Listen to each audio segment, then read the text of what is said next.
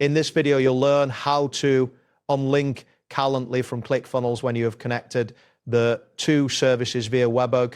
By following these steps, you will successfully remove the integration and stop any back-end syncing between the two applications. Begin by accessing your Calendly account.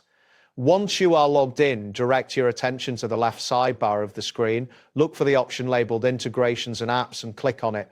This action will lead you to the Integrations Management area, where you can manage all your connected services. After the integrations page loads, locate the section titled API and Webhooks.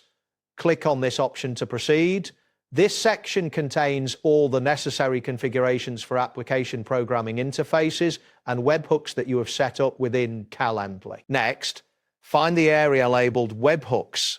Click on it to open the list of webhooks that are currently active.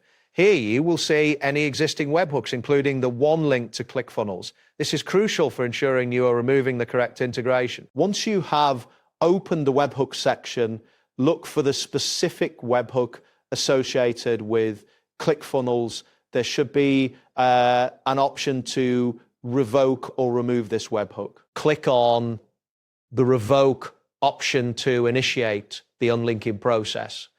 This action will effectively stop any back-end syncing between Calendly and ClickFunnels. After clicking revoke, you may see a confirmation message indicating that the web has been successfully removed. It is essential to verify this confirmation to ensure that the integration has been fully disabled. If the message appears, you have successfully completed the unlinking process. That's it for this tutorial. Thanks for watching and see you in the next one.